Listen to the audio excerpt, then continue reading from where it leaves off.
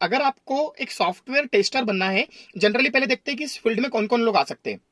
देखिए, जनरली ऐसा देखा गया है कि कंप्यूटर साइंस या आईटी के स्टूडेंट्स के अलावा जो अदर ब्रांचेस के स्टूडेंट्स होते हैं इंजीनियरिंग के, like electrical and communication, civil, mechanical, वो लोग भी इसमें आ सकते हैं। जो लोग कॉमर्स बैकग्राउंड को बिलोंग करते हैं, ओवरऑल ये बोल सकते हो आप कि जिनको कोडिंग में थोड़ा सा इंटरेस्ट कम है, जिन्हें लगता है कि हम हार्डकोर कोडर नहीं बन सकते, हम दिन भर लॉजिक नहीं लिख सकते, हम दिन भर कोड नहीं लिख सकते, वो लोग इसमें बहुत इजीली स्विच कर सकते हैं। तो इसमें दो पर्पस सॉल्व हो जाते हैं। हम लोग आईटी कंपनीज में भी स्विच कर जाते हैं, साथ में हमें कोडिंग का भी इतना टेंशन या इतना लोड या इतना लॉजिक हमें लिखने की जरूरत नहीं पड़ती है। पर हाँ, एक बात मैं आपको बता दूं, अगर आपको सॉफ्टवेयर टेस्टिंग में आना है तो आपको दो लैंग्वेज में से एक लैंग्वेज का बेसिक नॉलेज होना बहुत जरूरी है। एक हम सभी जानते हैं जावा, कोर जावा, और एक हम जानते हैं पाइथन। क्योंकि सॉफ्टवेयर टेस्टिंग में दोनों लैंग्वेज काम आती है। हाँ, हम ये बोल सकते हैं कि जावा का यूज ज्यादा है, क्योंकि दोस्तों टेस्टिंग भी दो तरह की होती है। देखिए, आपने नाम सुना होगा, एक होती है मैनुअल टेस्टिंग और एक होती है ऑटोमेशन टेस्टिंग। हालांकि अभी जो टाइम है वो ऑटोमेशन का है, मैक्सिमम कंपनीज डिमांड करती है कि भाई ऑटोमेशन पे काम आना चाहिए।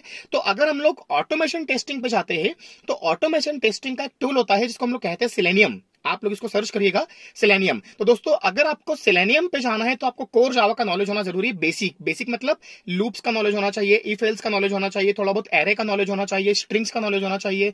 वो आपको कैसे, उसके लिए क्या क्या आना चाहिए, आप कभी मुझे व्हाट्सएप करिएगा नीचे दिए हुए नंबर पे, तो मैं आपको और गाइड कर सकता हूँ कि भाई टेस्टिंग का सिलेबस क्या होता है और आपको कहां से शुरुआत करनी है और आप पूरा रोड मैप क्या गाइड कर सकते हो। देखिए, एक होता है कि आधा अधूरा सीख के हम जॉब के लिए अप्लाई करें और हमारा साल भर और खराब कर दे, फिर हम कहते हुए लाइक घूमते हैं कि हमारी जॉब नहीं लगी। और एक होता है कि ठीक है, 6 महीने का और वेट करो, पूरी प्रॉपर स्किल डेवलप करो, पूरा रोड मैप फॉलो करो। भाई पहले आप सॉफ्टवेयर टेस्टिंग के लिए बेसिक कोर जावा को स्ट्रॉन्ग करो। ठीक है, आपने 1 मंथ या इतना समय कोर जावा को दिया, देन आप किस पे स्विच करो, सिलेनियम पे। सिलेनियम मतलब जो मैंने बताया आपको एक टूल होता है। तो ऐसे करते करते मैं अभी बताने वाला हूं आपको, आगे देखिएगा वीडियो को, कि अगर आपको एक सॉफ्टवेयर टेस्टिंग में जाना है आगे अपना career, if you want to become a QA, quality analyst, और if you want to become a more than QA, जिसको हम लोग कहते हैं SDET, software development engineer in test, तो आपको कौन कौन सी स्किल्स फॉलो करनी पड़ेगी। तो आपको ये समझ में आ चुका है कि कोडिंग आपको बेसिक नॉलेज होना बहुत जरूरी है। सेकंड दोस्तों, हम लोग बात करते हैं यहाँ पर सिलेनियम की। तो सिलेनियम एक टूल होता है, सिलेनियम जो कि ऑटोमेशन टेस्टिंग की आप शुरुआत बोल सकते हो, और मैक्सिमम कंपनीज आप मान सकते हो कि सिलेनियम पे काम करती है। तो आपको सिलेनियम का नॉलेज होना बहुत जरूरी है। दोस्तों, अगर हम लोग और आगे बढ़ते हैं कि आपने कोर जावा सीखा, देन सिलेनियम सीखा, देन आपको पता होना चाहिए यहाँ पर अलग अलग तरह के टेस्ट केसेस। आप कभी किसी अपने फ्रेंड या रिलेटिव या अपने किसी सीनियर से आप पूछना जो अभी ऑलरेडी टेस्टिंग में काम कर रहा हो कि ये टेस्ट केसेस क्या होते हैं, या कभी यूट्यूब पे सर्च करना कि भाई टेस्ट केसेस क्या होते हैं। तो टेस्ट केसेस मतलब कि फॉर एग्जांपल, अगर मैं किसी एप्लीकेशन को चेक कर रहा हूं और मुझे लगा कि उस एप्लीकेशन में कुछ बग है, तो मुझे उस एप्लीकेशन के बग को पूरा एक केस के रूप में पूरा एक लिखकर मुझे डेवलपर को बताना पड़ेगा कि भाई आपकी एप्लीकेशन में यहाँ प्रॉब्लम है। तो दोस्तों, टेस्ट केसेस आपको लिखना आना जरूरी है। हम लोग ऑटोमेशन टेस्टिंग में मैक्सिमम ये सीखते हैं कि भाई अलग अलग तरह के केसेस कैसे लिखे जाए। कई बार ऐसा होता है कि हम लोग कोर जावा जानते हैं इसलिए सिलेनियम जानते हैं, पर जब हमारा इंटरव्यू होता है तो हम लोगों से पूछा जाता है कि भाई आपने कौन कौन से टेस्ट केसेस पे काम किया है, वेब एप्लीकेशंस पे या मोबाइल एप्लीकेशंस पे या एंड्रॉइड एप्लीकेशंस पे। क्योंकि देखिए, टेस्टर तो कॉमन होता है, उसको मोबाइल एप्लीकेशन पे भी टेस्टिंग करना है, एंड्रॉइड या जो भी आप कह सकते हो, उसको वेबसाइट्स की भी टेस्टिंग करना है। तो आपको अलग अलग तरह के टेस्ट केसेस याद होना बहुत जरूरी है। जैसे हम लोग जब ट्रेनिंग देते हैं सॉफ्टवेयर टेस्टिंग की पूरी, तो हम लोग करीब 50+ मतलब 50 से ऊपर अलग अलग तरह के हम लोग टेस्ट केसेस बताते हैं कि भाई आपको कौन कौन से केसेस की जरूरत पड़ सकती है।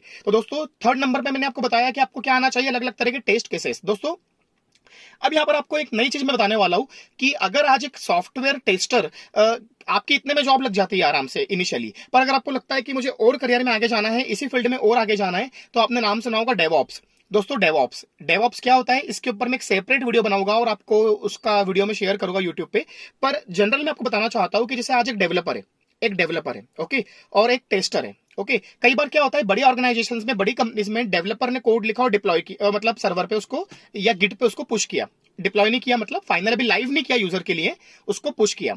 अब वो कोड कौन देखेगा, टेस्टर, ओके। तो कई बार क्या होता है कि टेस्टर और डेवलपर के बीच में या तो कम्युनिकेशन प्रॉपर नहीं हो पाती है, या टेस्टर और डेवलपर के बीच में कई बार कम्युनिकेशन में बहुत टाइम लग जाता है। तो जो डिप्लॉय करने वाला बंदा होता है वो सफर करता है, क्योंकि इन दोनों के बीच में प्रॉपर कम्युनिकेशन नहीं हो पा रहा है। तो जितनी भी बड़ी एमएनसीज होती है, जहां पर प्रोजेक्ट्स बहुत होते हैं, जहां पर पाइपलाइंस बहुत होती है, क्लाइंट्स बहुत होते हैं, वो सारी कंपनीज एक डेवऑप्स का बंदा रखती है। जो डेवऑप्स का बंदा डेवलपमेंट एंड ऑपरेशंस, ऑपरेशन मतलब पूरा डिप्लॉयमेंट करना और टेस्टिंग वाला जो पर्पस होता है, डेवलपमेंट मतलब जो डेवलपर्स होते हैं उनसे कॉन्टेक्ट में रहता है। तो एक डेवऑप्स का बंदा वो होता है जो डेवलपर और टेस्टर के बीच में कम्युनिकेशन मेंटेन करता है, जो टेस्टर को बताता है कि भाई कोड पुश हुआ है, और डेवलपर को बताता है कि भाई ये बग आया है टेस्टर की तरफ से, इसको सॉल्व करना है। दोस्तों, अब मैं अगर आपसे कहता हूं कि हम लोग बात कर रहे थे सॉफ्टवेयर टेस्टिंग की, अगर आप सॉफ्टवेयर टेस्टिंग के साथ थोड़ा सा नॉलेज किसका ले लें, डेवॉप्स का। अब आप कहेंगे कि डेवॉप्स में हमें क्या क्या सीखना चाहिए, तो मैं इसके ऊपर एक डिटेल में वीडियो बनाऊंगा कि लाइक डेवॉप्स इंजीनियर कैसे बनना है। पर मैं शॉर्ट में आपको कुछ नाम लेना चाहता हूं, आप कभी इसको सर्च करना यूट्यूब पे। डेवॉप्स के कुछ टूल्स होते हैं, मैं आपको नाम लेता हूं। ग्रेडल, पहला है ग्रेडल, GRADEL। सेकेंड है डॉकर, DOCKER, डॉकर।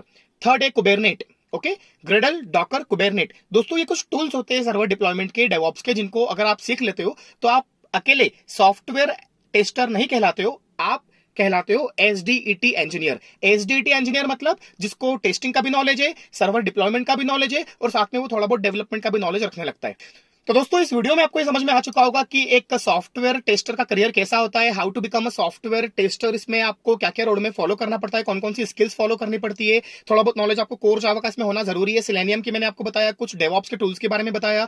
अगर आपको इसके बारे में लगता है कि भाई आपको और कोई भी गाइडेंस चाहिए, आपको लगता है कि पूरी ट्रेनिंग चाहिए, आपको प्रॉपर लाइव ट्रेनिंग, लाइव मतलब कि नॉट थ्योरेटिकल रिकॉर्डेड लेक्चर। आजकल कई लोग आते हैं कि सर हम लोगों ने ऑनलाइन वो समथिंग रेखा का कोई कोर्स ज्वाइन किया था, या हम लोगों ने समथिंग डेमी पे कोई कोर्स ज्वाइन किया था, तो उनको क्या उनको क्या मिलते हैं, वहां से मॉड्यूल्स मिलते हैं कि भाई 6 घंटे का एक मॉड्यूल मिला वीकेंड का, और एक साथ 6 घंटे में कोई पढ़ाई नहीं कर सकता। आपको अगर प्रॉपर ट्रेनिंग करना है, आपका अगर बैकग्राउंड कुछ अदर रहा हो, like non technical, civil, mechanical, commerce, और आपको बिल्कुल जीरो से स्टार्ट करना हो, कि भाई कोई स्पून फीडिंग करके आपको प्रॉपर सिखाए और लाइव एप्लीकेशंस पे काम करवाए, ताकि आप एक डेवॉप्स इंजीनियर या आप एक सॉफ्टवेयर टेस्टर बन सको, और आखिरी में आपको जॉब ओरिएंट तक पूरा मतलब सपोर्ट अगर आपको चाहिए विथ कमिटमेंट, तो आप मुझे बिल्कुल इस नीचे दिए हुए नंबर पे कांटेक्ट कर सकते हो। एक बार कभी कॉल करें फ्री काउंसलिंग के लिए, मैं आपको पूरा समझाऊंगा कि आपको अगर इस लाइन में आगे जाना है तो आप कैसे जा सकते हो। गैप को भूल जाओ, मैं उसका सॉल्यूशन बताऊंगा आपको। गैप को भूल जाओ कि आपको कितना गैप हो चुका है। अभी कोविड-19 के बाद तो वैसे भी कई लोगों की जॉब गई है, तो वो लोग आईटी में स्विच कर रहे हैं, तो उसको भूल जाओ।